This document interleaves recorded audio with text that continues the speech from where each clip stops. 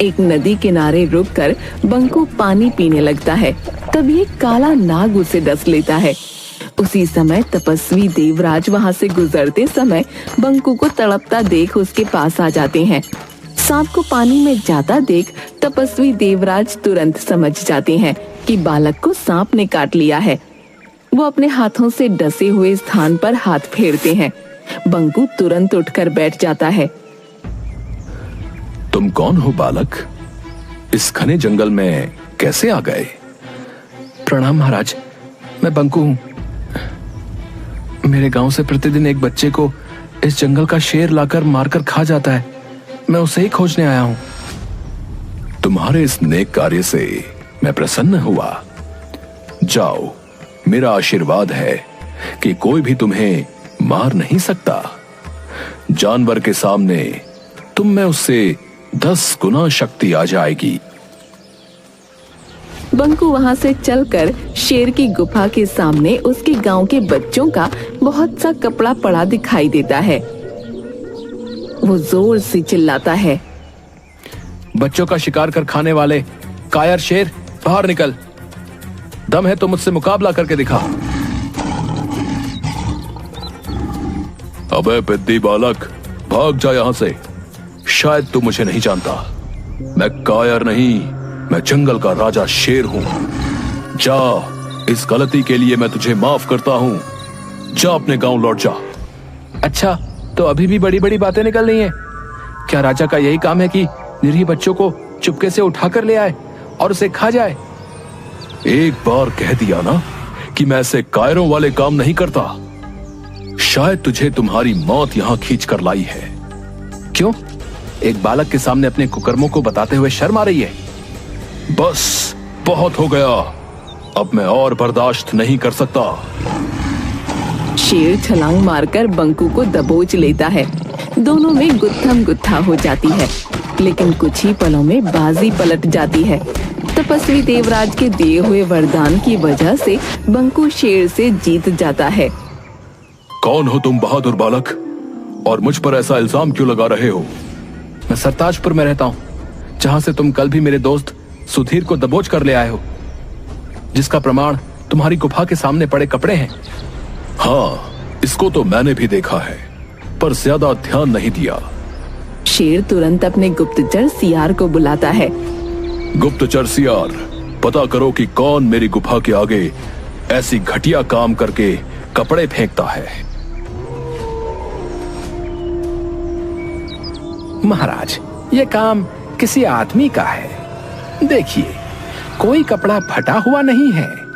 सभी कपड़े सही सलामत खोले गए हैं। जबकि अगर जानवर करता तो कपड़ों के चीथड़े होते। देख लिया, कोई हम जानवरों को फंसाने के लिए ऐसा काम कर रहा है। ठीक है, लेकिन आखिर ऐसी घिनौनी हरकत कौन कर रहा है? मैं सामने पेड़ पर से आज रात नजर रखूंगा। रात भर बंकू मचान पर जगा रहता है, लेकिन वहाँ कोई नहीं आता। करीब 4 बजे उसे नींद लग जाती है और वो सो जाता है। तभी चिड़िया की आवाज सुनकर बंकू जग जाता है।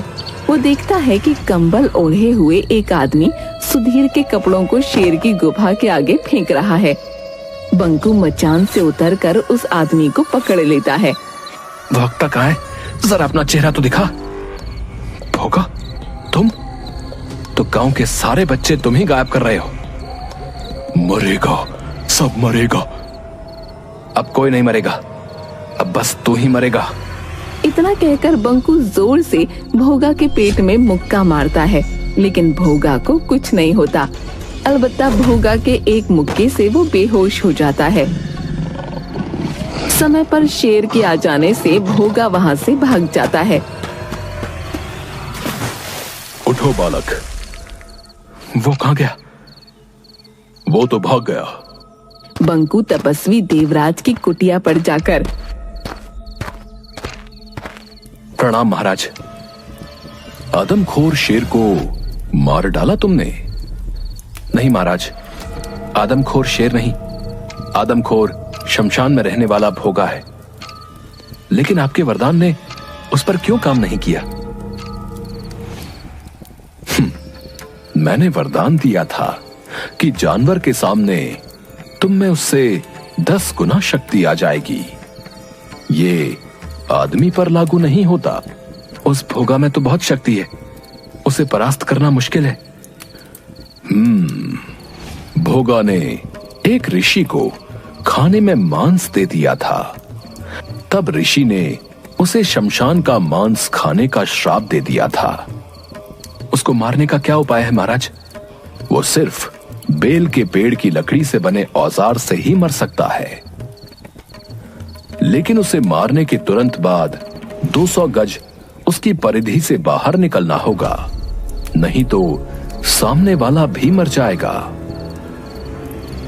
बंकू बेल के पेड़ की लकड़ी को नुकीला करके भाला बना लेता है और चीते पर बैठ शमशान पहुंच जाता है।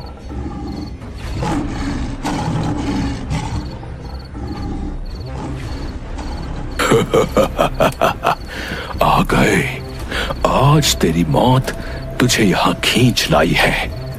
अभी तुम्हारे दोस्त सुधीर को ही खाने जा रहा था, लेकिन अब पहले तुझे खाऊंगा।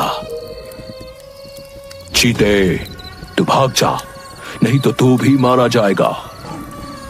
पहले तू बचकर दिखा, ये ले। बंकू भाले से कई बार वार करता है, लेकिन भोगा को कुछ नहीं होता।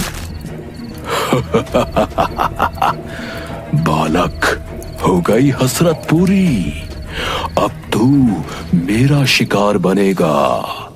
तभी अचानक तपस्वी देवराज वहां प्रकट होते हैं। बंकू, भाले को उसकी नाभि में मारो। बंकू जैसे ही भोगा की नाभि में भाला मारता है, एक विस्फोट होता है। बंकू तुरंत चीते पर बैठकर 200 गज दूर हट जाता है। भोगा का शरीर वहीं भस्म हो जाता है। बंकू को सुधीर के साथ आते हुए देखकर गांव वाले खुशी से उछल पड़ते हैं। सेठ मंगत लाल और सरपंच हुकुम सिंह बंकू को इस कार्य के लिए 500 स्वर्ण मुद्राएं देते हैं।